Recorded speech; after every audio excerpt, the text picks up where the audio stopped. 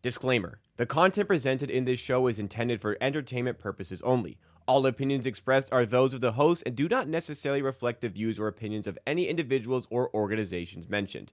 Statements made about public figures or entities are based on publicly available information and are not intended to harm or defame any person or business. This show relies on fair use of social media posts, which are presented in good faith for the purpose of commentary and criticism. Viewers and listeners are advised to form their own opinions.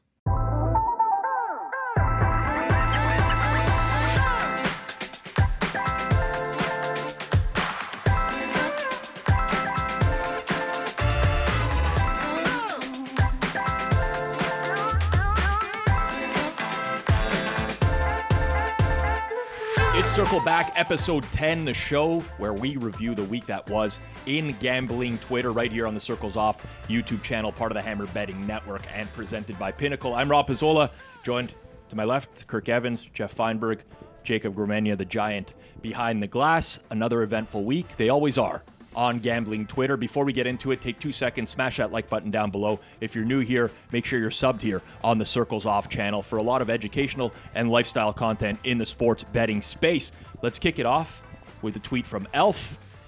I've seen Elf before do some like live arbing videos and stuff like that. Seems like a good guy, understands the space a little bit. Puts out this tweet which made me laugh quite a bit. Not only the tweet itself, but a lot of the responses. So, who are you picking? Gun to the head, you have to pick one soldier to make $1 million sports betting for you in 1 year, or you'll be killed. They have an unlimited FanDuel, DraftKings, and PrizePicks account to go to war with. Who's it going to be? He offers up 4 options. First option, Bo Wagner. If you don't know who Bo Wagner is, he's an attorney, often posting some high-limit screenshots at recreational sportsbooks. Also seems to really like to drop notes in his Discord whenever he's going to be having sexual relations with his partner that night as well, which I find a little bit awkward.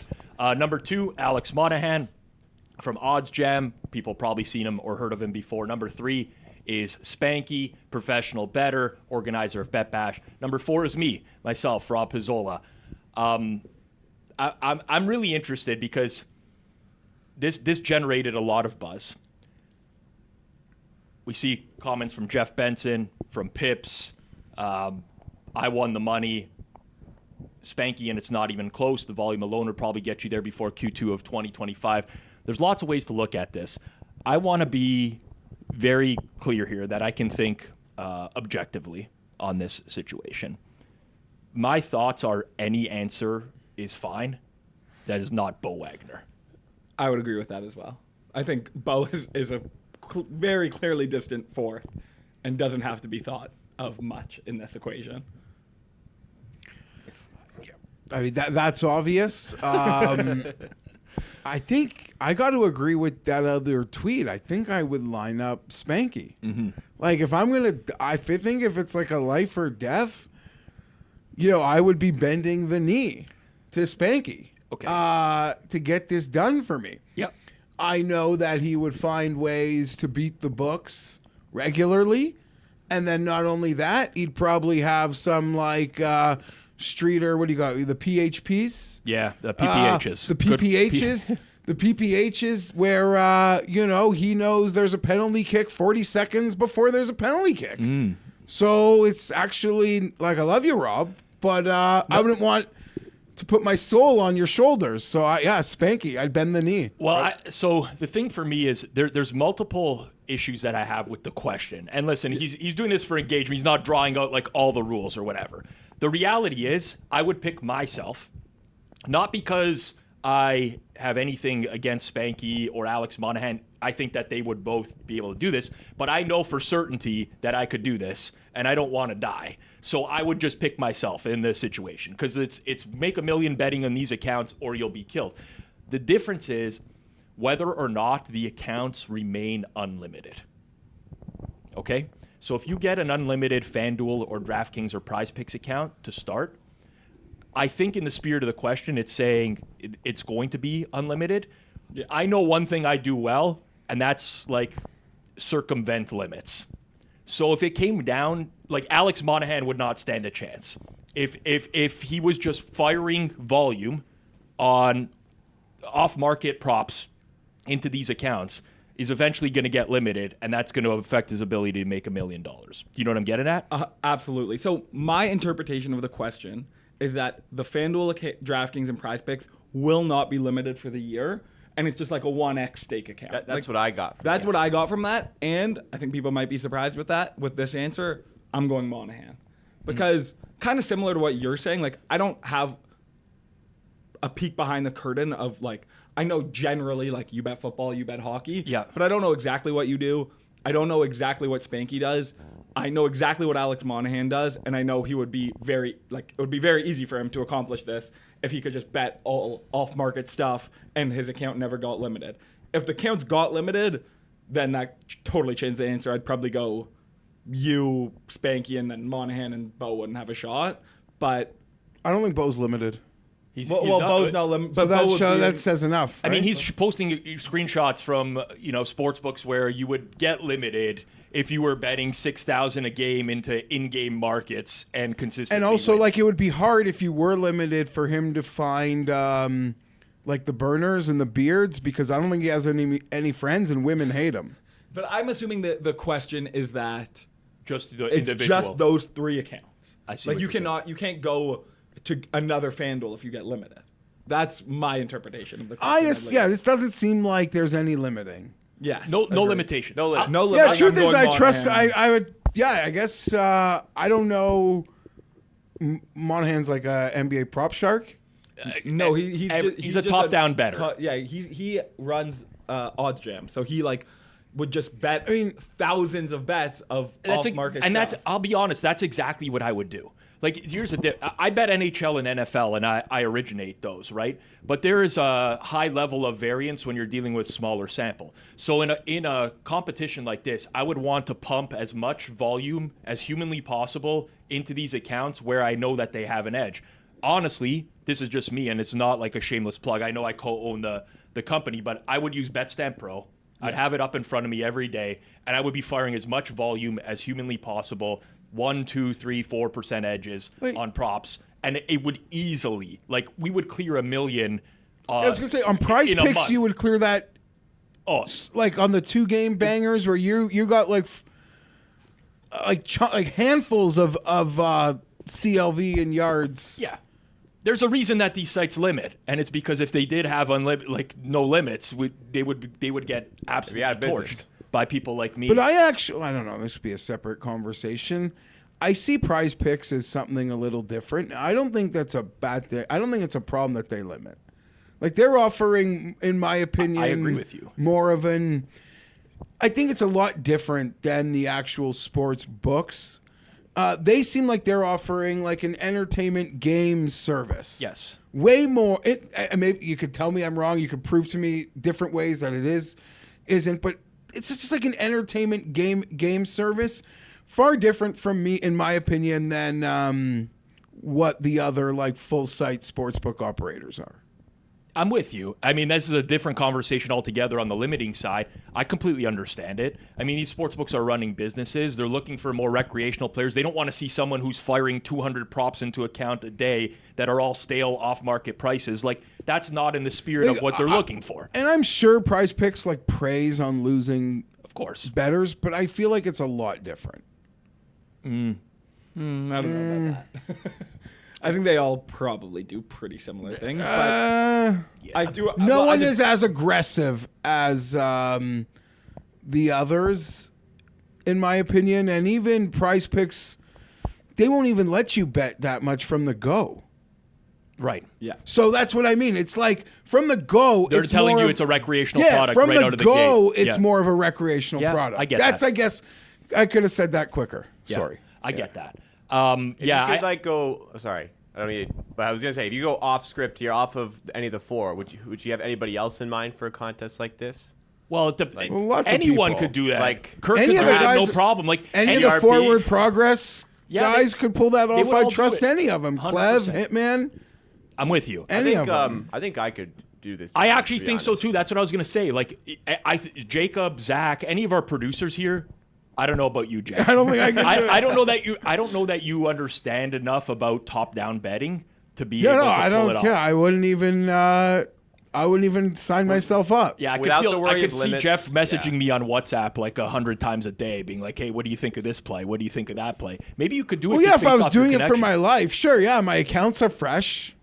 Right. Well, you're doing it for someone else's life. Yeah, for sure. Also, Yeah, no, I would that never has to be even do taken it. into consideration. If this by was the way. like a team game and we're in like some Survivor and like we need someone from the team to nominate themselves, I'd be like, dude, this is not my contest. Well, if someone came up to me and they said, "Listen, Rob, my life is on the line if you don't make $1 million this year in my accounts," Depends who it is. I would take that very seriously.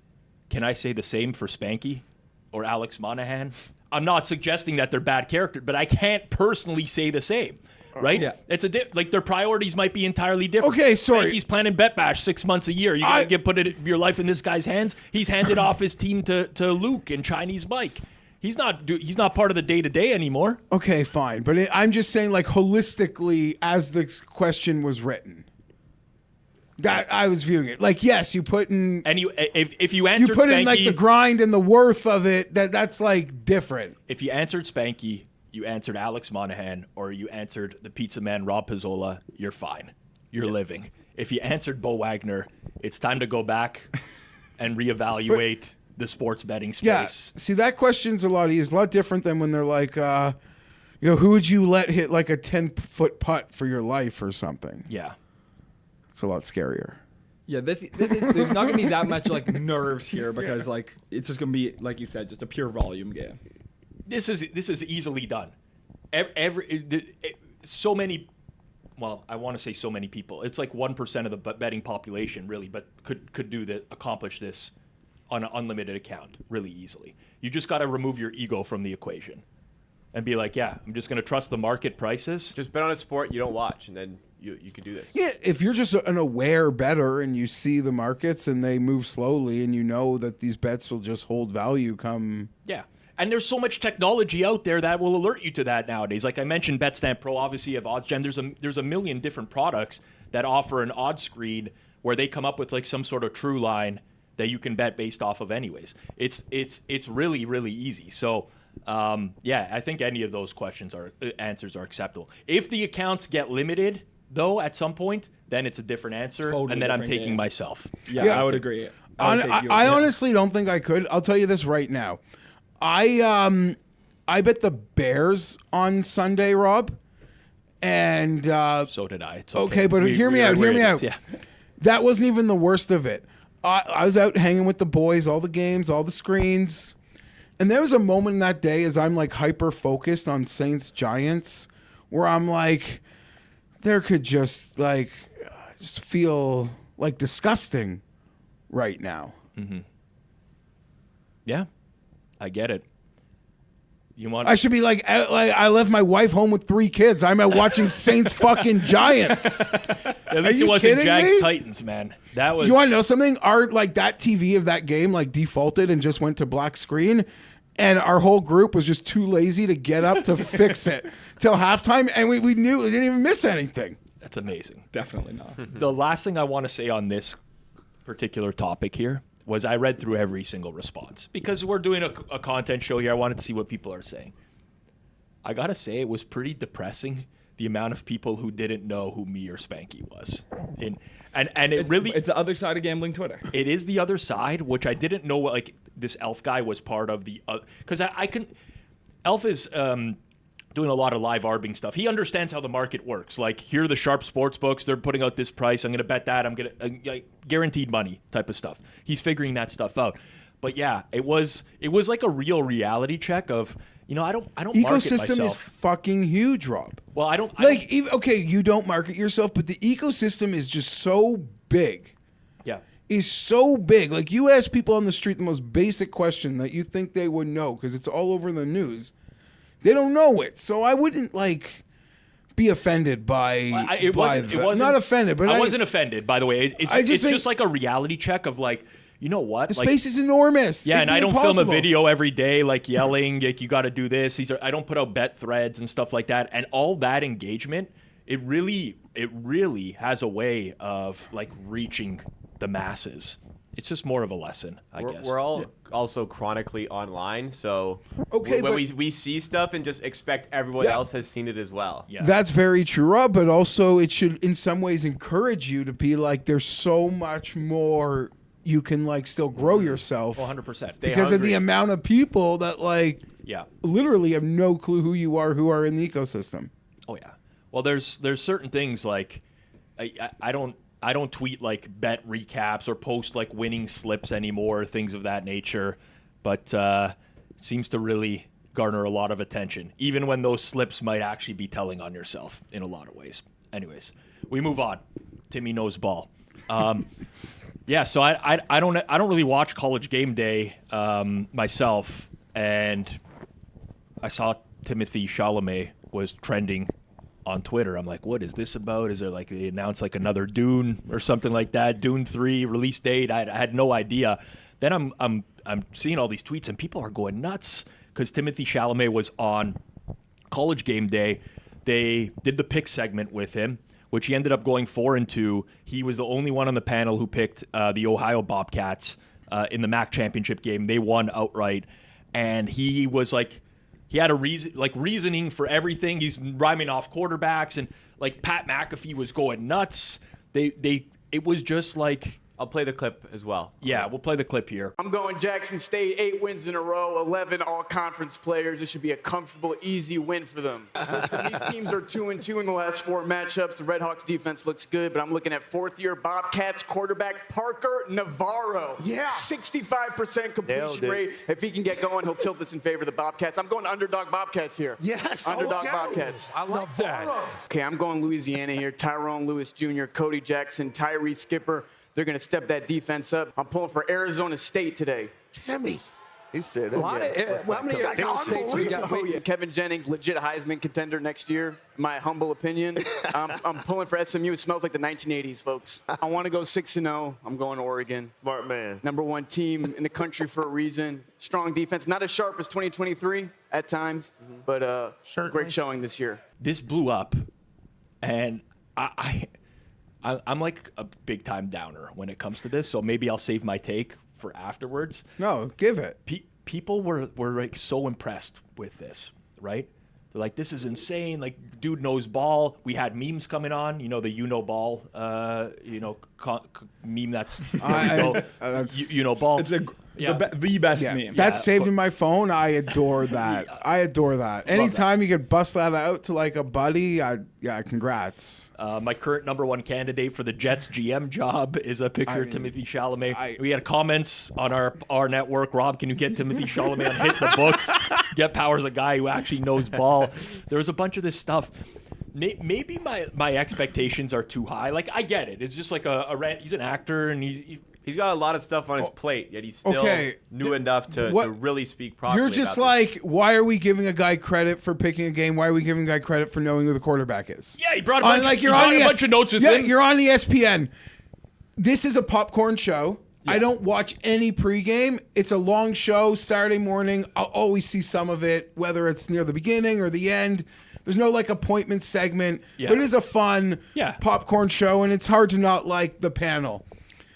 But most of the guys that do have on, like, they don't know anything. They're like, my buddies went to this school. Like, that's the thing. So it was like such a bar raiser from like the typical celebrity.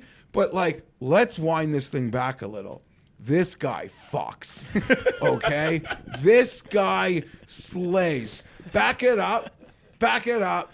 You can only see it a little here. To have the ability to like pull off that jacket rocks so hard. And the mustache. He is gorgeous. Okay. I say that as a staunch hetero. Yep. Okay? This guy is stunning.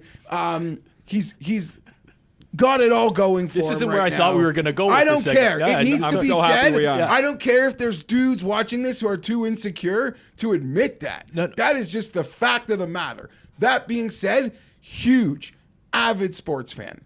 Like Knicks, Rangers, loves it. Okay, grew up in New York, born in New York. It's easy how he could become a sports fan. Does he know who all these quarterbacks are? No, but he got hooked some crib. No, like, he got hooked some crib notes, and he's an actor, and he delivered. Well, he delivered it exactly beautifully. Like, it was like I was watching Dune 2, where he's like motivating everyone around him. And so that's how shocked the guy's like. Most of these like goober celebrities come here. His mouth is like, yeah, he's like in awe of what's going on. But he knows enough in a way, Rob. Like bettors, we're pretty sophisticated. Like when Darren Rovell, when action broke, or like you see some of the milk pickers. Yeah. You can tell just by their vocab and how they deliver and certain usage of words, whether they like sports, no sports, have a fucking clue about betting. Yeah. And you could tell that, like, he probably doesn't know who the actual quarterback was, never saw him play, but just how he did it, that he absolutely knows ball. Yeah. Knows ball. Yes. I'm not saying he's a plus EV bettor, right? But this guy absolutely knows ball. And keeps up with his teams in the leagues. And I've noticed if he's got an hour off, he's watching it. I believe that. It's nice when a celebrity also comes on to a show like this and actually does their homework beforehand, doesn't just show up like... Yeah, but totally this random. Because he likes sports. This is the most wrong take you've ever had on this show. That you don't think but you're like, this is ESPN. This is 20 minutes before the game. You can't just like knowing the name doesn't get you credit. Well, that's like but that's he's your, I get it. I get it from your POV. My POV. I click like through Twitter. I'm seeing all these memes like, oh my god, like this guy knows ball, this and that. Sample size. Anyone can pick 6 games and go 4-2. No, it's not even that, Jeff. It's not that. Like, actually extract what he is saying. It's no different than what anyone like. It is just spewed garbage. Like if a tout did this, right? If someone else did this, I would be losing my mind. He's like, not a tout. He's Timothée Chalamet. He has a lot of shit on He's his like, plate. Miami, Ohio, they split their last 4 games. They're 2-2 in the last 4 meetings. That is cool. It's He's a a celebrity pick segment. Compare what he just did to what happens when like John fucking Cena goes up there. Yeah, or like the country singer. Sure. Like that's a thing. So and that's the show. If the standards have gotten so low that someone can go up there and read like the first 2 lines of a celebrity guest. This is like the end of this is like this is 20 seconds before the guy puts on a mascot helmet. Like you need your whole. I'm getting upset because you're holding this to something that it isn't. Yes, agreed. That's my opinion. I'm not holding it to something that it isn't. I think it's less impressive than people think it is to have someone who follows football, college football, very obviously, or as a sports fan, beat the who goes pants up there off him. and just like Parker Navarro is the quarterback for this team. It's like great. Who cares? There's nothing in this 2 minutes that I watched that was anything that Who was... gives a shit? He picked a side. They were all on the other, and one team got their doors beat off. And on that note, I know you'll tell me there's no such thing as a pro side or another side. Everyone's got a different number. Yeah. The Miami of Ohio was the sharp side. They're a 2-point favorite in the game. In the game. Yeah. And I think the game picked moved. the 2-point underdog that And way. the game moved with them? Yeah. No, I'm just saying. So this was like a... on Saturday morning, this was a very against the grain pick. And whether he got given it to him by a buddy or a colleague or someone in his orbit who knows way more college ball, it is totally irrelevant. He went up there. He looked like he's just he exudes it, and you can't appreciate it. No, he's got a lot of machismo. Don't get me wrong. Like he's got the charisma of like a 90s wrestler. He's very easy to listen to. Like it captures. It's engaging. But no one gives a shit that he knew Parco Navarro at a 65%, but it was just. I don't know. Maybe it is to a point. That segment so much under delivers that like. But when I think that's the case, honestly. If that's floor what people is got so excited low about, I would on evaluate the entire process of what they're doing on this show. No, because again, this is also like 20 seconds before the dude puts the mascot helmet on. Yeah. Like this isn't that. This is just like popcorn before the big games. Okay. I'm still struggling on my end. What is the most what is the most appealing? Is it just that there's a celebrity? It's that hair. It's that face. It's that jacket. Yeah. It's the winners.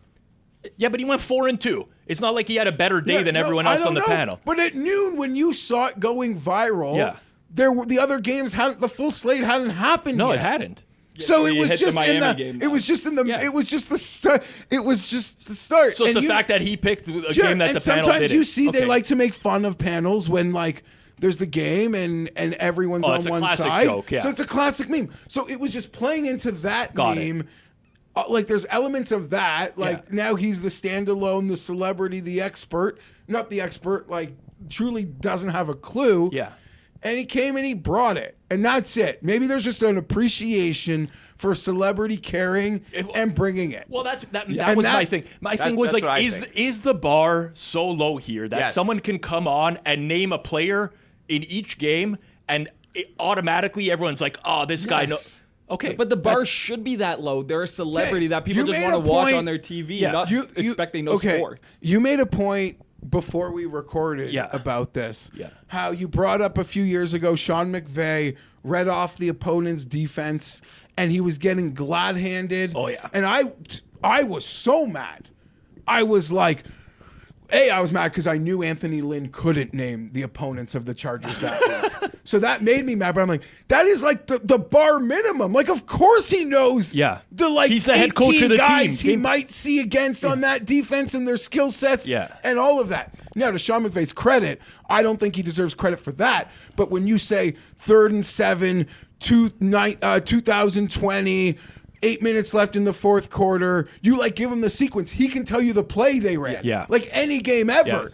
That's the crazy shit Yeah. of Sean McVay. Yes. That's where we deserve him credit. Not when he can name the fucking Bears. Yeah, it was defense. going viral, and somebody asked him about like the Bears, Sorry. and he just started going through, and he's like, this guy Montez, I don't know exactly what the quote was, but like, this guy, he can make plays on the quarterback, and he just said something about each player on the defense. You're I'm not. like, I don't know. You're Rob. an NFL head coach. It's I agree with multifaceted. that. It's multifaceted. Yeah. Like I can respect it from your end, but just- someone that beautiful shouldn't like do that. I agree. I will say, You're just supposed to be an ex-football guy or I watched look the like full 2 you, a minutes. nerd. It's just not supposed to work like it that. captured my attention, but then I sat back and I'm like, what?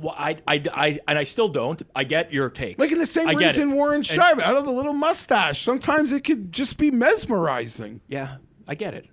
But do you, like Yeah, even the floor's low. It's ESPN. Well, It's even, Disney. like the look floor's at low. McAfee and Herb Street on both sides of him. They're going nuts on every single. Yeah, because breakdown. the guys don't do that. because they've never seen they've not had someone in that maybe chair. once or twice a year, there's like a hardcore celebrity that comes up there, but you know what it is. It's like Cena, Johnny Manziel, country singer. Like it's guys that like sports, that know sports, but Yeah. no one brought it. They brought. He brought it. And then He absolutely brought when it. they're like up 21-0 or something out of the gate, and this was like, remember 40 minutes ago we did it. Like, yeah, it goes viral through the early session on Saturday. Yeah, makes a lot of sense. That's all. And to be able to pull off that coat, man. That is a coat that I would try to wear and not be. No, able to that's a pull off. coat that That's I very know. much in the Rob That's a Pizzola coat. collection. Yeah, That's a coat that I would see be like, look at me. I'm self-aware enough to know you cannot pull that off. You look like Kirby. You know, like the Nintendo Oh, yeah, guy. of course. Big That's fan. what I would look like in that coat. So like I'm also self-aware. Like I see these nice, tall, slender golfers in some of those checkered outfits. Like that looks beautiful, but I thought you wore like a nice pink sweater last week. A nice. He didn't look like Kirby. not- Hear not me out. that pink. A Not that nice, pink. That's a hot nice, pink, yeah. soft pink crew neck. I can pull off. That I can't pull off. It's true. Come on, like I what know. do we do? Look There's at- only a select few Yeah, that actually you can can't pull pull that that off. off. Can pull that off. What do you guys think I'm about? sorry. I'm just sorry. I got really animated. I I cared a lot there. This is great for the show. Yeah, man. I like I that. cared a It's lot. got to be real. I still, I'm a big I fan of still that don't guy, get too. the I'm a big fascination, but fan. that's more about. And yeah. maybe I'm like standing because, as you can see, like I'm a fan. Do you like can him see more the than man. GRP? I'm a big fan of him. Well, hopefully we can see him later. Those two people should never You be think compared GRP again. could pull off that pink jacket? No. No, No, I'd love to you're see him not try. supposed to wear that jacket into some little like ham on the bone? Midwest Midway diner. no, you're not. Right, Eating your so pancakes or in like the morning. Rivers Casino in, wherever I think he's in hitting out. Chicago or outside of there, somewhere around there. No, that jacket deserves like to go where Timothy wears it. One thing that was noticeably big for me on Twitter this week was the amount of opinions around the 12-team playoff that they've expanded to this year. Who should get in? Is the format good? And honestly, I got to tell you, I was kind of opposed to the idea of the expansion because I'm like, do we want to see more, watered down teams that really can't win the title as part of this? And as it was playing out over the course of the week, I started thinking to myself, I'm like, I kind of just want like expanded playoffs and everything. Hard disagree. Yeah, no. Hard no disagree. chance. Yeah. No chance. Well, I like the talk. I love the I get the why. engagement and the back and forth of like who should get in, who shouldn't get in, more opportunities to bet. Well, okay, I can see the argument in college football. Again, though, I kind of felt like college football's whole thing was like a week 3 game. If you lose it, like your season's nearly dead. Like that was such an intriguing part of college football. Yes. And now Alabama has 3 losses, and I guess they they had a didn't get chance. in, but have a chance. But when you're saying expanding other playoffs, like what sport are you talking about? No, again? just in general. Like let's say NHL. Well, let's over 50. even say March Madness. Why is March Madness No. 64 teams and Well, I not don't know. 96? No. Who cares? But I don't know. no. Like that doesn't. Like I don't think that. Wouldn't give a shit about that. I think, But I don't think you can like NHL, NBA. Like there's already bottom feeders. I know that there gets to a point There's where it already is too bottom much. feeders. And the NBA The kind of did expand their NFL, playoffs. like, Yeah. no offense, I guess I'll wear this too. But like, look at the teams that are going to be the last playoff team. Like last year, the teams that have since the NFL expanded to the 7th seed. Yeah. The dregs of teams that like get in that I hate the spot 7th seed. doesn't really I add think anything. they should have expanded to 8. They should have went from 6 to 8. I hate that one team in each conference gets Okay, a bye. maybe sure. Maybe that's a It separate. is such a conversation. massive I advantage. don't disagree I would with just that, say but the charm of the reality is they want this to at some point in the very near future feel like a pro entity with a pro playoff structure, and we see the writing on the wall to like probably 2 super conferences that'll feel like AFC, NFC. So that is their goal. Yeah. But the reality is it feels like, at least for people of our age and older and a bit younger, is like the losses that used to be disqualifying are no longer disqualifying. Yeah, I see like what you're saying. Texas losing twice just used to disqualify Yeah. you. Yeah. To the same team, disqualified. Yes. You don't get to do this anymore. Yeah, you're done. You're in a toast. different time. Michigan, I don't know whether Ohio State, that loss would have just disqualified them from being into it.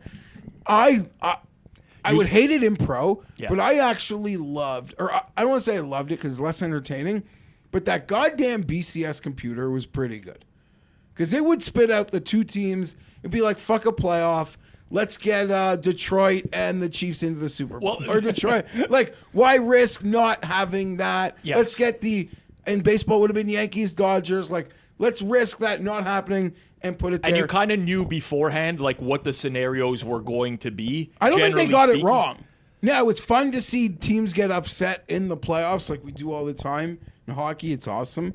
But I think the computer got it right. Well- That being said, for entertainment, this is fine, but there's no disqualifiers anymore. It works really well for college football though because you have like so many moving parts, right? It's like, well, this team played a shitty schedule this year. Can we actually put them in the top 12 and it creates so much debate where you're never going to get a real answer. Like if we wanted the 12 best teams, you would go to like Pinnacle Circa and be like, okay, like power rate the top 12 teams, but that's not what this is about.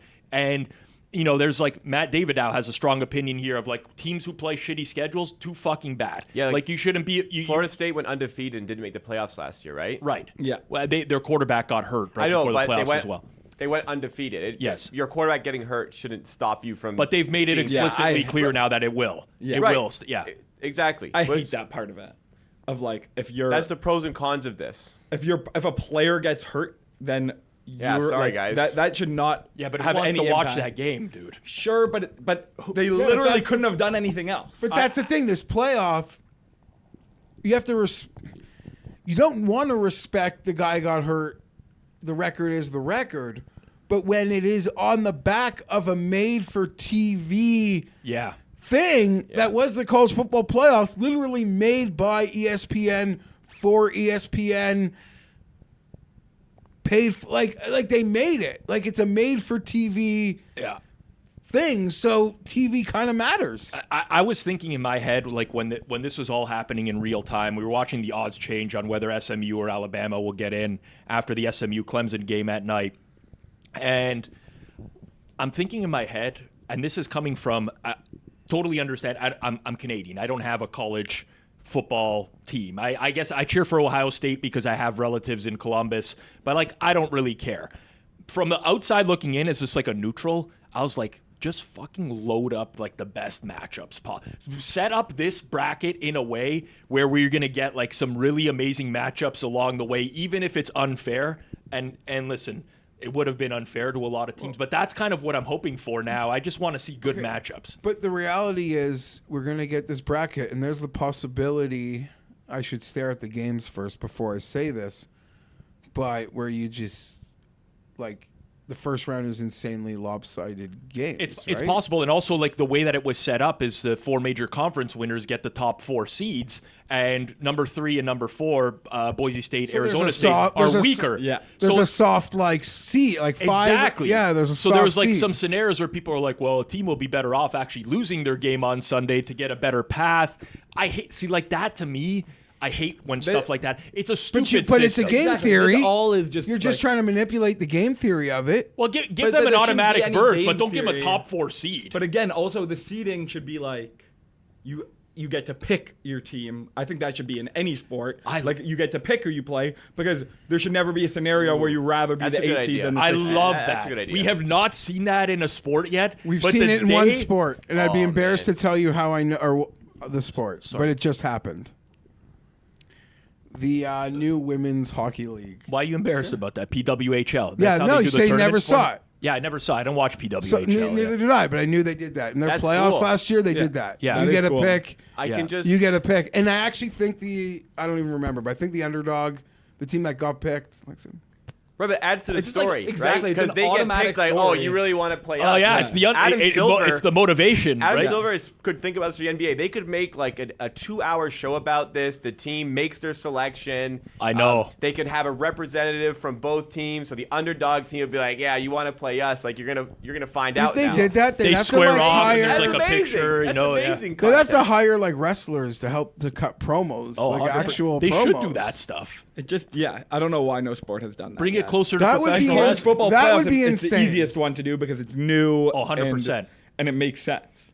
Picking, that would just be That's amazing. you as a Oh my god. I would love I'd that. second guess it to the nth. exactly. Yeah. Imagine the best team picking the second best team in the first round to try to prove a statement, to make a statement. Yeah. It would never happen, but it would be amazing.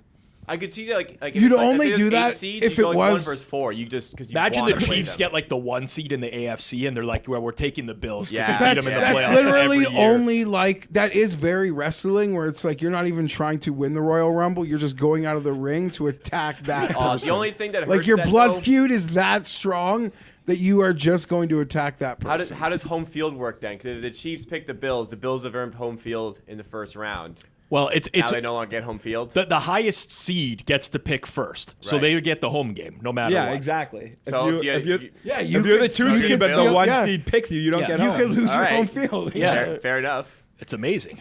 All right, God, yeah. we need I'm, to- I'm with this. I'm all idea. for crazy shit happening in sports. I don't think any league could So, expand. I don't other than wanna MLB, extend though, the for show. playoffs.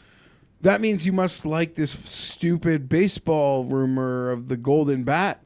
I saw I that. don't, I don't even know what you're talking about. I'm so out of it when it comes to baseball. I The saw the Soto commissioner- deal, and that's about it. This The week. commissioner floated something that each team in the game that owners have talked to him about it. So this is almost like him soft floating it Yeah. to see the public reaction. Okay. Where once in the game you get a golden bat where anyone can bat for you. I kind of like it, honestly. At any point anyone can bat. It's a little gimmicky, but it's cool. It is gimmicky. I don't know how I feel about it, but I would I like don't to see like it in it. action because Yeah, I don't know about that. It's just the soul like I don't baseball, know. especially, so many people just want to like preserve the And history don't you of the can't game. compare that to making the bases bigger to me. No. Like that is not the same thing. It's just not. So people being like, "Look how great the baseball rules have been." Like I agree. The golden baseball bat. rules have been great. They should actually have to use a real golden bat, It's though. from the Savannah Bananas. No, I didn't Oh, know they that. probably That's would. where they took it from. Like if you were Makes sense. Shohei, Yeah. or like one of those players that would be the golden bat pretty much daily for your team. Yeah. The company that makes your bat would probably make you it a in gold one to use. For in sure. those- Imagine a It's gotta walk-off be with a an actual golden bat. gold one. Oh, man. That would... I don't know how I honestly feel about it. It does feel very gimmicky to me. Like, how do you model that? Does it even matter? You just feel like you'll say a lot of Yeah, things. you would 50-50. I'll win most, and I'll come out if I get 50-50 on getting burned or winning from golden bat. As long as I win everywhere if else. you're modeling it, you would try to model that in some way. It's extremely challenging to do so because there's going to be like a ton of guesswork involved in there, and you're just making educated guesses. But as you build up data over seasons, you'd be able to model it better. In this instance, this team might use, if you're running like a Monte Carlo simulation, I'm getting way too in the weeds right now, but you could come to some probabilities as to when a team would use the golden bat. Yeah, or like it's like bases loaded, but it's the second Jeff, inning. How do you model baseball bullpens? It's the exact same thing. You have educated guesses. You got like 8 guys in the pen, 3 of them pitched the day before. Who's available this day? It's all of that is like it's honestly a lot of guesswork is what it comes down to. Yeah, of course. And the goal you could use the golden bat in like the 4th inning. Got a pitcher on the ropes. Why not? And they got High leverage spot, bases loaded. Yeah. Why not? Why save it till the end of the game when we might not even use it? Or when they'll have their closer, they'll have their best Yeah. Best pitcher in. pitcher in. But that was one of the things people were like, it would be so cool. You get the best. It would be kind of the cool. awesome closer versus the superstars, a guarantee. No, it's it not. almost creates some 9th inning. Well, that's the thing. You could use it anytime. I hate it. Yeah. And I hope they're just using it for Yeah. December, November, like people talk Hmm. about us. Interesting. I'm sorry I even brought it up. No, I 'cause like it. I'm disgusted by it. You're disgusted by it? Yeah. I wouldn't want to implement it, but it is cool. Yeah. Be good for like a video game. Okay, how about just 1 week of the season? It's like Golden Bat Week, like how the NBA has Emirates Cup. I like it. I'm just saying, you can't. Only in the last week of the season? No, not only. I just like a random week that feels like it's meaningless, like in the dog days. I don't care enough about sports. This is sad. I'm saying this right But you now. wouldn't even care if Shohei was faced. Like you wouldn't even. No, tune in it's anyway. not that. It's just like I just don't care to argue about the rules anymore. And there's so many things. This is different than rules. This is like fundamental change to the game. This is like almost. This is different than a rule change, I would say, in my opinion. Yeah. It would be the most extreme rule change in any like modern or major sport I could think of. Yeah, for sure. Well, there's been a bunch over the years that are not like Golden bat? Well, that have like as much of an impact on the game that you just don't they're way smaller change, but has a huge impact. Like for example, I'm sure hockey removing giving a skating in free- the crease. Yeah. Back in the day, foot in the crease rule. Yeah, Automatic no goal. Even, They got even rid of hockey that's- giving a point for losing Exactly. is like fundamentally changes standings and has Yes. changed how teams pass to 100%. the championship. Football taking illegal contact penalties and stuff like Sure. that. Force outs. Okay, you know, fine. like but in the end, those still feel like arbitrary, like rules. Yeah, this that is- in this is a this is like 0 to something that 100. really goes to the. Yeah, it's ridiculous. I understand. It's actually ludicrous when you think about it. Like if you compare what that could be in other sports, it's like, well, yeah, maybe in NHL each team gets to just declare that they're Power on the play? power play. Yeah. At one point in the game. I don't hate that rule either. Right? I hate that. I hate that. Right? What would you do in the NBA? I don't even know what the example would don't be. know. Maybe something similar. You get to play 5-on-4 for You 1 can minute of activate- real you game can time. activate a 4-point line for like. a Oh minute yeah, or there you something. go. Or Shots for- okay, I got one for football. There's a 4th down in the game, and there's a time where you can make the other team go for it. You can make them go for it. Like on any this is the 4th down. We're now no, I'm not. 4th and 27 at 3. No, that's worse. No, yeah, you're right. You can't have that.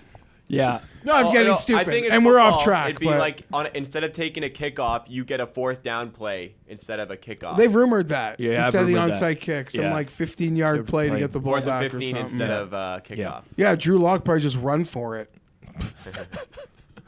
Moving along, we had a study that was done, a report from Morgan Stanley, and the results of this were tweeted out by Sam McQuillan. Morgan Stanley's report found that 50% of bets are parlays. Also, young bettors wager most. Women place bigger bets. ESPN leads in young user percentage. Fanatics tops in female users. Louisiana has the highest parlay percentage. Couple of these things stood out to me. right away, Absolutely. as I imagine they did to you as well. Yeah. Well, the two ones that are focused on female bettors. This is like, you know how people say numbers don't lie? Yeah. I hate that saying because, like, sure, the numbers don't lie, but if you can't interpret them, then you come to ridiculous conclusions. Like, I imagine women placing bigger bets and Fanatics being tops in female users has a lot to do with beard play, and that just, I haven't read the Morgan Stanley report, but if that wasn't mentioned in there, that seems like a pretty big myth by that. Well, that was my initial reaction, is women place bigger bets. No shit. Because most of the women, the female accounts, are the significant others of males who've gotten banned. And this is, listen, I know that there's female bettors. I know a lot of female bettors myself. But generally speaking, the majority of bettors are male. When you get limited, lots of people like to open up other accounts. Naturally, they're going to use their significant other. Fanatics is very much known for limiting. So they're tops in female users. That all makes sense. But then I went into the Morgan Stanley report afterwards. They actually just polled 3,000 random bettors across 40 legal states. So, first of all, why summarize when you don't give the specifics of because Sam is now responding to all these people on Twitter being like, well, actually, did you read the study? Did you read the study? Did you read the study? But, like, I don't know what it is with society with doing the most useless studies.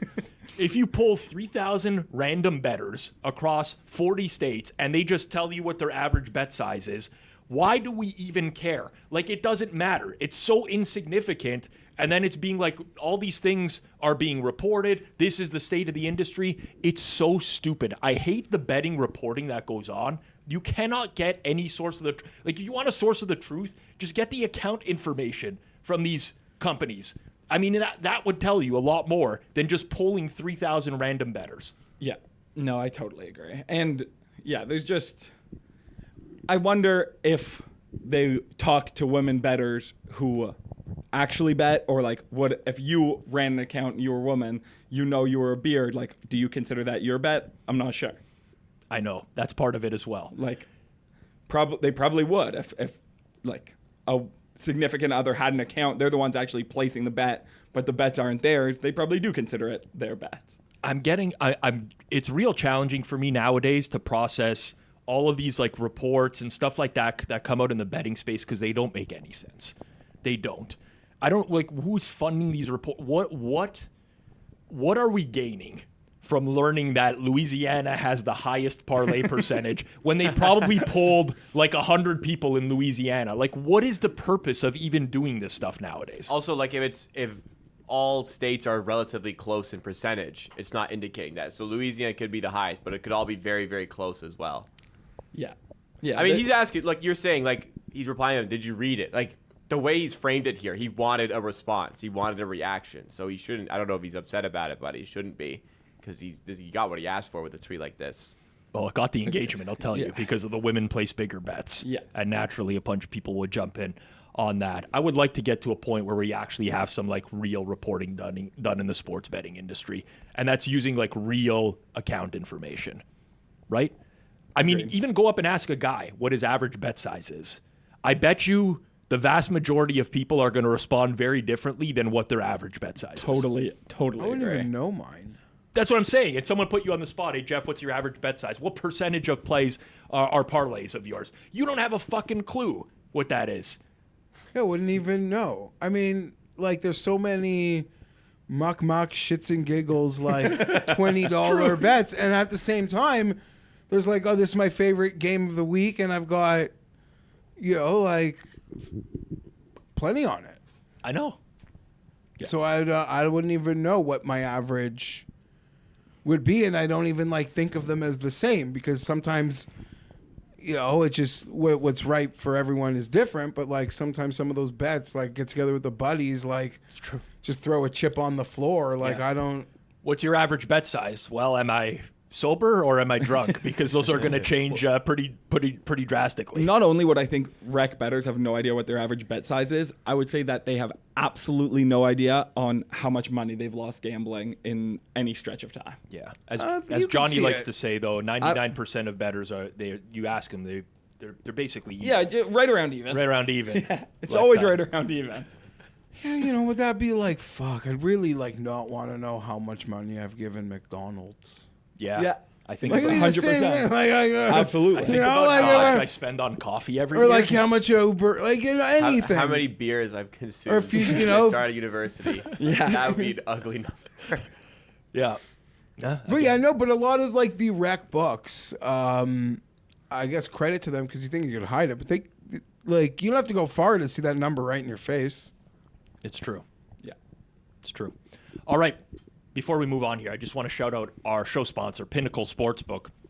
Been betting for a long time here in Canada, and I've been using Pinnacle Sportsbook for a long time. There's a reason they've been in business for the past 25 years. They're a very reputable book, fair on limits. We've been talking this show about all these sportsbooks limiting you. That's not going to happen at Pinnacle. If you win, you get to keep betting. They show you exactly what you can bet while you are placing your bet, unlike other spots as well. So make sure you check them out. Head over to pinnacle.com/hammer. You must be 19 plus, not available in the U.S. And as always, please play responsibly. All right. Before we move on here as well, circles off. Thursday, 4 p.m. Eastern time. Set notifications for that episode. It is what I would call a big bomb banger. We are interviewing someone that I would put on the Mount Rushmore in the betting space. Truly fascinating, sharp mind. You're going to want to check it out. It's from a bookmaker perspective. There's a lot of myths out there when it comes to how sportsbooks set lines, trap games, all this stuff. He's going to respond in detail Thursday, 4 p.m. Eastern time. Check it out. Those ones are always the best episodes. I love doing those Yeah, episodes. those are the best ones. I love doing it. We're using some real life examples for this as well. We're using some real life examples. All right, how to be a capper. This is a thread or like a long tweet past the 280 characters that really caught me this week. I'm going to read the whole thing. It'll take me a minute here. It's from Blaze Bets. If you're a capper or want to be a capper on X, read this. In this industry, you're only as good as your last bet. It's unfair, but it's the reality when your page sees new followers daily. It doesn't matter if you've gone 10-0 over your last 10 bets. If a new follower finds your page at the end of that streak and immediately watches you go 2-10, they won't think you're any good. It leaves you with a constant feeling of pressure to perform and win. For some, it drives them to be better. For others, it's what destroys them mentally. If you haven't experienced this yet, be prepared because that time will come if you stay in this game long enough. And if you ever start a VIP of any sort, it's this times 1,000. You have to truly love the grind. I say this all the time, but the mental aspect of being a sports bettor is just as important, if not more important than your actual process. Master the mental side and let everything else fall into place. This just feels like it's a cause of the current like symptoms in the gambling space because no real capper, like I'm a real capper, my results are documented, like it shouldn't really matter. I get what he's saying because you're always chasing new followers. Someone finds you, sees that pick, it's like that pick, your reputation sometimes is on, whether you know it or not, Yeah. your reputation is on the line with like you say, all these people that still don't know you. But there's people that come into you all the time, and then they see you go 0 for 2 or something, and think this guy's just a fucking loser. Mm-hmm. Like, I don't care that, like, my other buddy likes him. But if you're a real capper, and you got a real documented record, like, it's all there. This is just this is like a warning sign if you want to put up a front to be a TikTok, Twitter video capper. Like, that's what this is. This isn't for a real capper. This is for like a social media. This is a social media capper, yeah. like Justin Just Herbert, a heads the social up. media quarterback. Yeah, like yeah, that guy's a social media moron. So we got that too. Yes. But that's what this is, a warning. If you just want to think you're good, it's all gonna be fun and games. Poting out your favorite bet of the night. Mm-hmm. Like, no, you're. Yeah. This is the random guy who just posts his picks, and when people say like, okay, like you're posting all these horrible plays for your followers, like, oh, I'm getting that for free. Why does it matter? And he's also saying, that's for this guy. If you think your shit doesn't stink and you're good enough to sell picks, be prepared for an onslaught like you've never seen in your life, potentially. But this isn't a warning to anyone in your ecosystem. Well, no, but here's what got me about this whole thing. There was no reference to actual betting in here. The goalposts, or let's even say the goals, have moved so far where it's not about winning money betting on sports. It's about proving to other people that you're a winning bettor.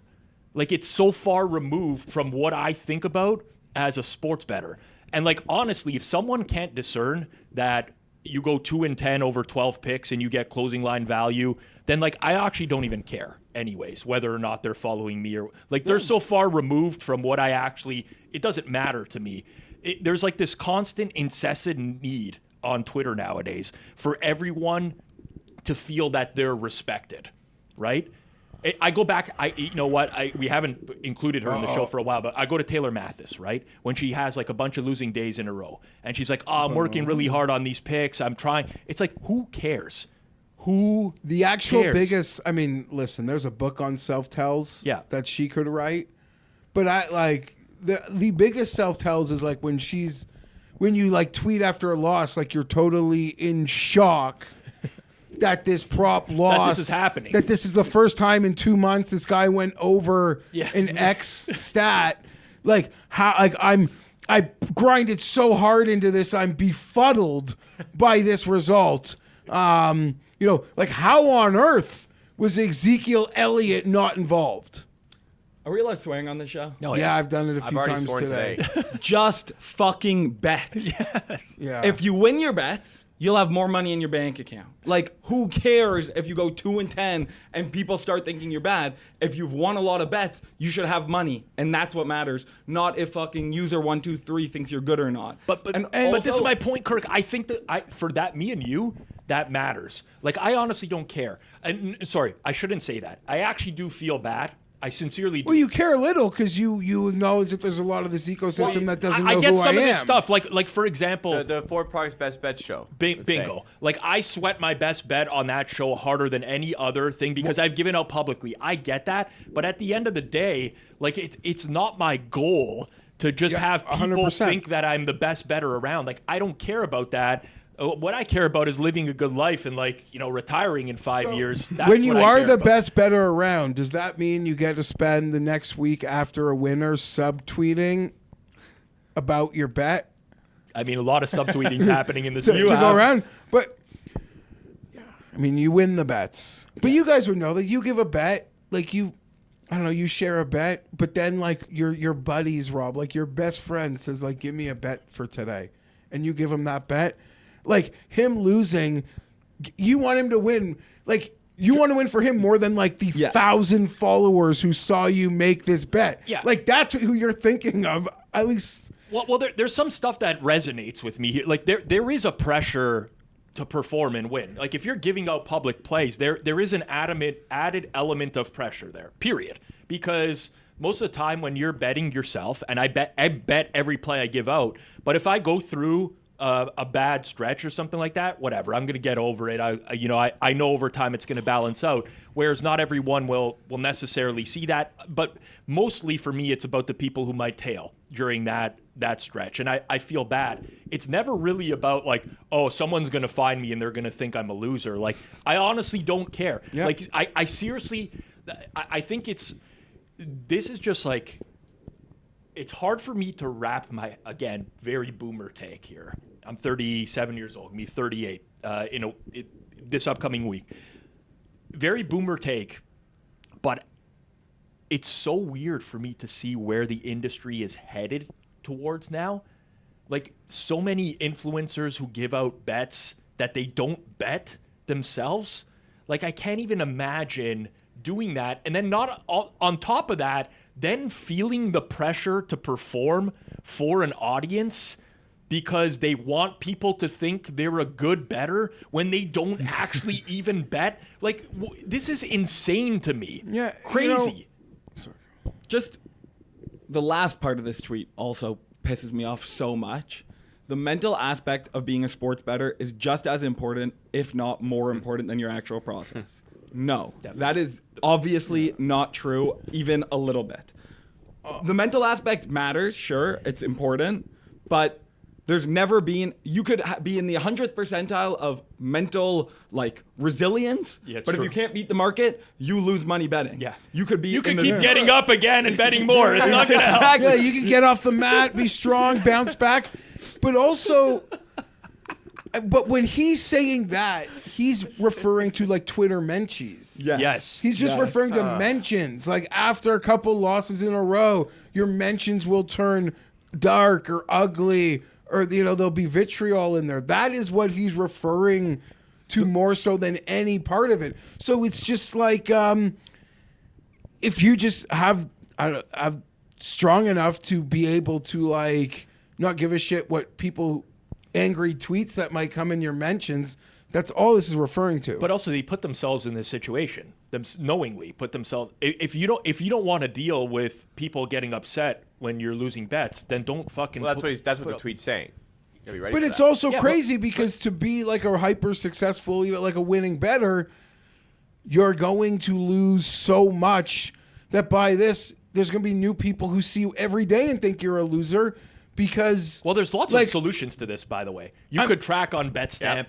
You could Track publicly. track publicly, yes. Even the best bettor loses how many, what percentage of their bets? Well, it depends on what their average price is. But, my a point spread is bet, it's almost impossible to win this battle he's speaking of if 43% of the day someone's going to Can I see. give an analogy? Go for it. So in baseball, the best hitters don't get a hit 70% of the time. Yeah. But because the stats are tracked, you say, oh, he's batting 300. He's Yeah. amazing.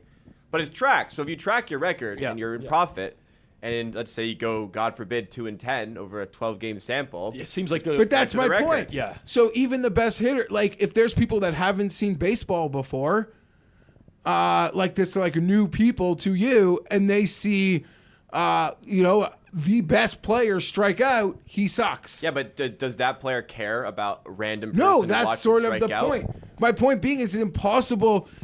What he's trying to get across, it's impossible to succeed at because even the best bettor has, loses a very significant number of bets. Yes. Right, Yeah. right. They'll win a lot more than they lose, but the number of Yeah. losses, You might give out a bunch of NFL spreads in a year. You go 54%, and that's good enough to make a profit, but it's not really going to jump off the paper. At Yeah, someone so else. that guy's saying to be the best bettor for every follower you're gonna lose, you're gonna gain 1.25. Yeah. Yeah. Okay, that's And if you start a VIP of any sort, it's times 1,000, Jeff, as well. If you it's so ridiculous what we've got. no offense, he's kind of talking to there's other people that do it, but if you had a friend who was attractive and they wanted to get into giving away milk picks, read this. Yeah. Yeah. I'm with you. Listen. I'm okay with a sob story. I don't want to be heartless here or whatever. There is a mental component, but at the end of the day, I mean, it seems very written. If you survived high school on social media, you're probably pretty fucking mentally resilient. I don't want to speak to the kids today. Facebook didn't exist when I was in high school. Yeah. It was more of the ICQ, College day, yeah, MSN ICQ, AOL, Messenger. yeah. Well, a low pro, right? So it didn't have that nonstop seeing what parties you were or weren't invited, whatever, that relentless. Yeah. But if you are a kid today and you've come out of high school with your head on your shoulders, in some ways you're probably pretty fucking resilient. Yeah. Yeah. Agree. All right. Move along here. Real Fats, who I get to run into at Bet Bash every year. Does he take a picture with you? No. He doesn't take a picture with me. Johnny also stiffed him at the speed networking last year as well, because I only know him by Fats. We don't know what his real name is, so his real name was very different than John. Anyways, long story. But regardless, Fats is watching ESPN, and one of their hosts is giving out a bet, which is an SGP, 3-leg parlay, and Fats does the calculations on what this parlay should actually pay and notices it's much higher. If you put these 3 legs and their prices into a parlay calculator, you get a $357.89 payout, whereas you're only getting plus 280 at ESPN Bet. Now, he's made the unfortunate mistake here of not realizing that these picks are correlated. It's Jahmyr Gibbs, anytime touchdown with the Lions to win the game and the over in the game. Correlation priced in there. So definitely not going to get the payout of without the correlation. Somebody points this out to him on Twitter, and then he says, there may be a correlation, but if that's the reason for the difference in payout, he should point it out. Yeah. We pointed out it's the same game parlay, right? There may be correlation. So- like it's not. Yeah, there the may be most a correlation. obvious thing ever that if Jahmyr Gibbs scores a touchdown, the Lions are more likely to win. What is this guy supposed to say? Is he supposed to go at the pick and go, by the way, if you weren't aware, if Jahmyr Gibbs scores a touchdown, the Lions are more likely to win, just so you know. This is just because, don't get me wrong, ESPN Bet or some of the ESPN betting stuff or the content that's gone out on ESPN related to betting has been kind of embarrassing. And it's easy for bettors to pick that up. Yeah. But It's why there's Timothée also- Chalamet is getting standing ovations for his performance. You're right. It's all maybe part of like the give and take on that. I'll respect that. But this is essentially at its core like someone who is just like foaming at the mouth to criticize ESPN, It feels that way. ESPN Bet. Yeah. And it's like you see something and your brain stops working for a second because you just can't wait to like tweet out a criticism of this sham Disney bet operation. I'm kind of with you because I've been there before, and people will make mistakes. Like, listen, you'll see that, and maybe like you didn't realize it's a correlated parlay. The issue I have is in this space, there's like this adamant refusal from so many bettors to just admit that they were wrong. Yeah. You said it last week, right? You said the same thing last week. Yeah, I don't even recall. Which is crazy because they're wrong. The best ones are wrong 45% of the time. Like they're wrong so much as part of being like successful in some weird way that like admitting they're wrong is so fucking hard. Yeah. I don't get it. I listen, I've been guilty of this in the past before. I used to argue with people all the time where maybe I didn't have subject matter expertise, and but nowadays I really try to make it clear that like if somebody points out something like, oh, you did the math wrong, I'm like, oh, I fucked up, my bad. Like, it's okay nowadays to to Jacob's point, what do you want this guy who's the host, Tyler Fulgham or something like that? What is he gonna do when he's giving out picks on the air every time? Like, by the way, all of these priced individually would pay out $357, but because of the correlation, it's plus 280. No, like it's ridiculous to expect. He just could not admit he was wrong, so he had to find a way to not say he was wrong. He got got. He just wanted to like yell at ESPN Bet. Yes. Which is fair because we've all been there. Yeah, and I get there's a lot of reasons to want to do that, by the way. Like, totally understandable. But you also don't need to make one up. Yes. Because they'll give you enough legitimate ones. Just at this point, But at that point, once you've been outed, like this correlation, you go, okay. Yeah. I fucked there up. may be a correlation, yes. I'm a There fan. may- I am a fan of fats, though. It's hard. Yeah, it's there's something there. It happens. I It Feels makes very you enjoy it. similar to me to the crack situation. It happens. Honestly. Yeah. It's like similar thing. I also feel the same about Fats as I do about crack. Of like, probably was a successful bettor, now kind of wants to be in the Twitter sphere, but was before it. I don't know if he's like actually a winning bettor now.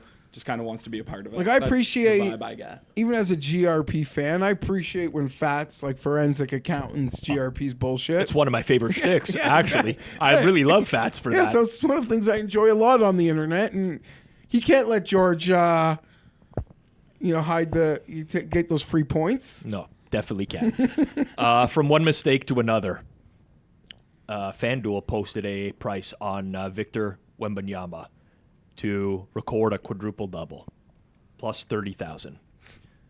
DJ and Eli did the math on this.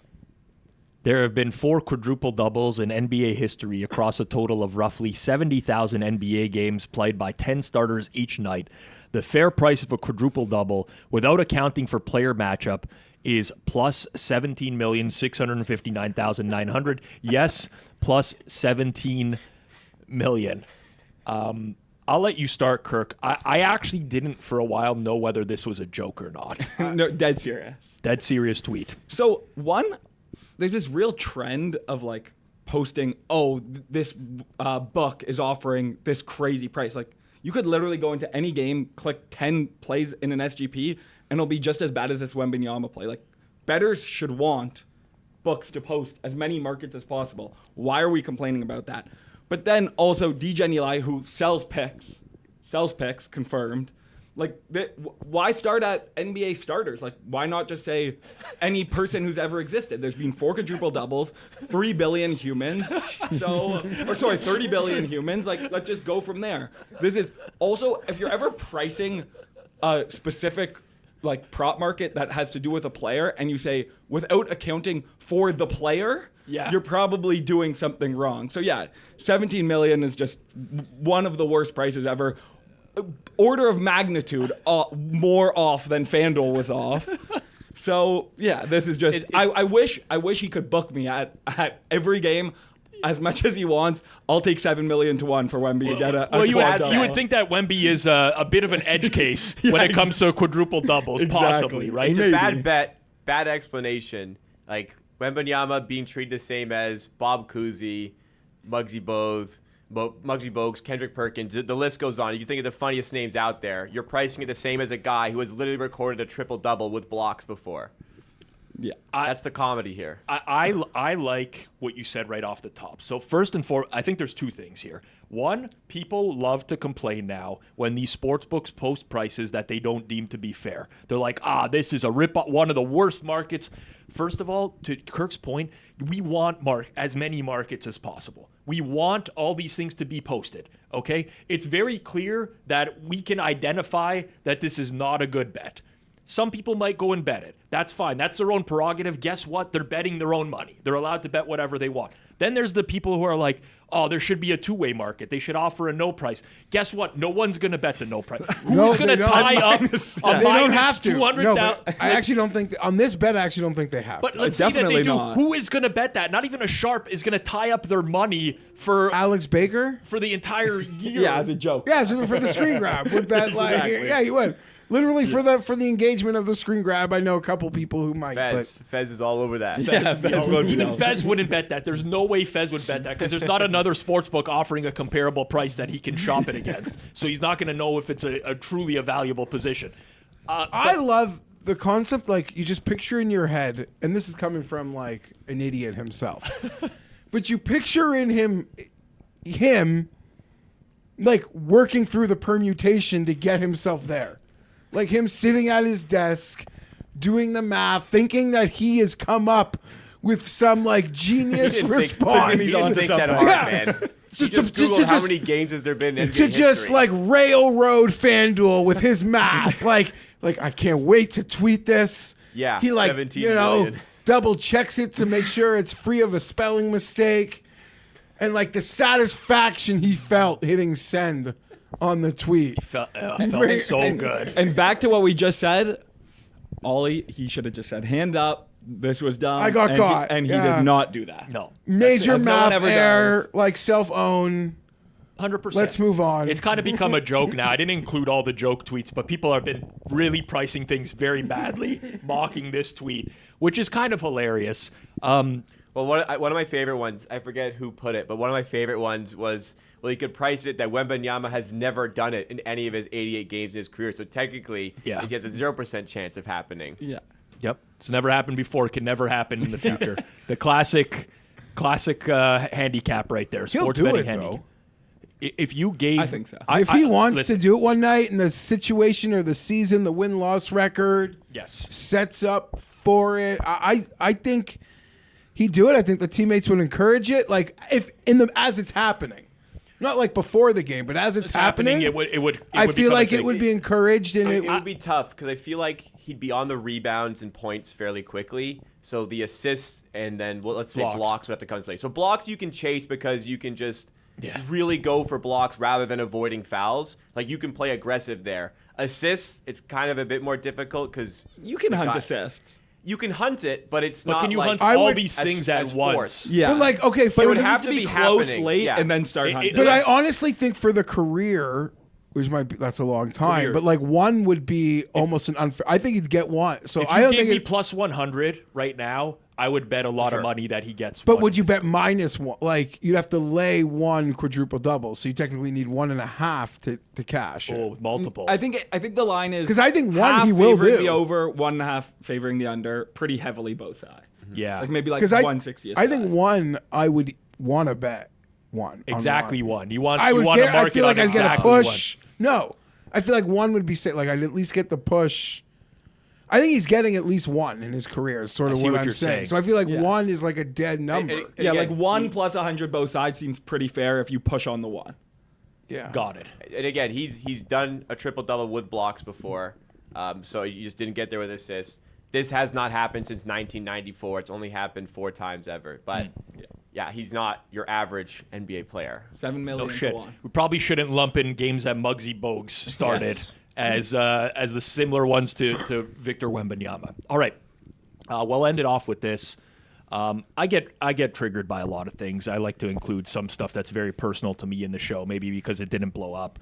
And especially there's certain characters on Twitter that find a way to really rub me the wrong way. And it's a little bit petty, but I'm going to just include this one in the show anyways, because guess what? It's my show. I could talk about what I want to. Warren Sharp at Sharp Football sent out our first TD score today in our free mailer. Checkmark, David Montgomery, plus 475. This was the Packers Lions Thursday night football game. Get all our free plays in our free mailer. He includes a screenshot of the David Montgomery pick for the first touchdown score bet, plus 475. The description for this bet reads, the only way to get any value on the running backs in this game is to bet first touchdown, and Montgomery is the pick with Jahmyr Gibbs potentially in the doghouse following a Thanksgiving fumble and social media post revealing protection calls. Why this really upsets me is because this happens frequently. Every day I'm going to come across a tweet that is similar to this, and I've just chosen to use this one. It is the old Barry Horowitz pat on the back for a winning play with the dumbest rationale possible that somehow cashes a bet. And I personally cannot imagine handicapping something so poorly, still getting the win, and then victory lapping. Like, that's not in my repertoire. He could have explain why. victory lapped it and just cut off the paragraph. Like he could have just cut it off, cut the picture off under the David Montgomery plus 475. I agree. Yeah, agreed. I won. Here's my ticket. The explanation outs him is like, I didn't really know what I was doing, but I won. Well, explain why it was bad. Okay, the only way to get any value on the running backs in this game is to bet first touchdown. That is erroneous. First of all, you don't have to bet at one sports book. You can have 10 sports books. You can find all sorts of valuable running back bets, off-market prices, whatever. In fact, I did win some bets on running backs in that game. Josh Jacobs over was a bet that I won on rushing yards in that game. Very valuable bet. I bet it at 68.5, close 74.5. You could find valuable bets, first and foremost. The second thing is the rationale is Jahmyr Gibbs is in the doghouse, so he's playing this because he thinks Jahmyr Gibbs is going to get less snaps, when in fact Jahmyr Gibbs was on for more snaps than usual on the first drive of the game. He got all the third down stuff. He took the 1st and 10 snap for the Lions in the red zone. They took a holding penalty. He remained on the field for the following subsequent first down and second down. David Montgomery comes in on 3rd down from the 3-yard line, scores a touchdown. So everything is wrong about this. Congrats on the winning bet. I get it. People need to stop doing this. They need to stop doing this. You disagree? You can go ahead. Sorry. I agree.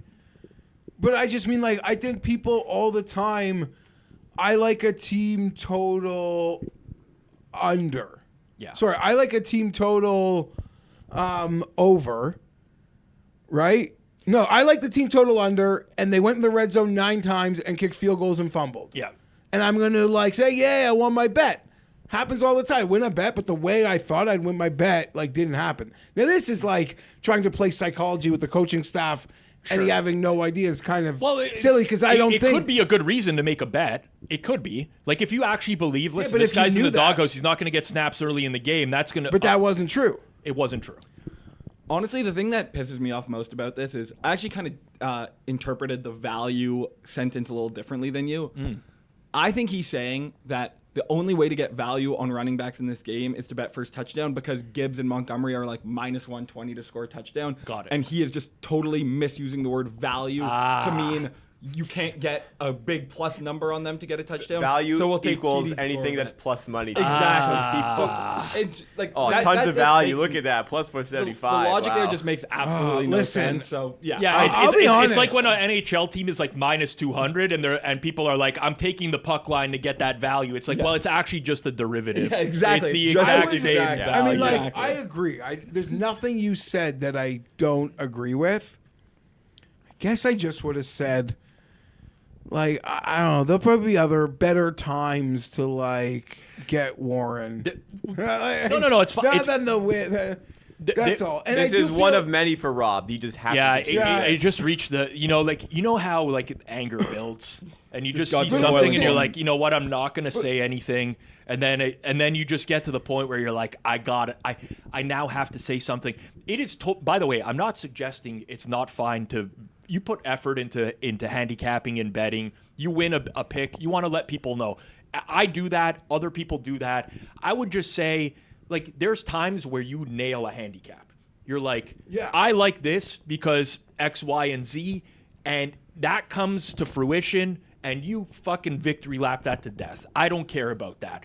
But when you make a play Agreed. based off of terrible rationale and it cashes, it doesn't sit well with me. That also proves to your rationale. Enjoy your also lucky win. In real time is proven to be wrong by the Gibbs usage on that drive. But I would say it's like you see cappers all the time. They get a bad beat because something like really stupid happens. They're like, my process was good. Yeah. Wrong side, like wrong result, but like right side. Yeah, is a right side, very- wrong result. I say that all the time, But- and I but- agree with that. Yeah, but there's also a lot of times, I'm certain, where like how your model, because it's not really your opinion, but how your numbers say the game is going to play out, you bet on said game, you win your bet, but it didn't play out any which way Yeah. as to how you expected it or your output expected that game to play out. You still won your bet. You can say that though. For sure. Just say I do. like, Yeah, I know, but I that's deserve it, but we got the win. but I'm saying it's like the same water. You just hope water finds its level with the bad beats and the. Yeah. But if that happens, then you don't go and brag about it. Yeah, of course, and I agree. Well, this is what a true salesman does. Let's put it. This is like a classic salesman vibe because this easily could have been cash David Montgomery plus 475. Got lucky. Expected him to have less snaps on the first, or expected Gibbs to have less snaps, but we cashed it. Something like that. Not even that Yeah, much. Just got say nervous. we got lucky here. I was wrong. I know. I guess you just want. I'm like, nitpicking I don't now, know, but, like, yeah. I don't Yeah, like- you're I don't like nitpicking the 'cause it's sales what's his- tactics. I guess, but you're essentially wanting him to be like, "We cashed this sucker." I was surprised and nervous when Gibbs got the first and goal. carry. There's backstory I guess, here, right? Like but I this is a someone who notoriously sends out lines that don't exist, right? So there's already Okay, fine. But I would also say to you, as like I don't know, I would feel like they're just to take. There'll be other places.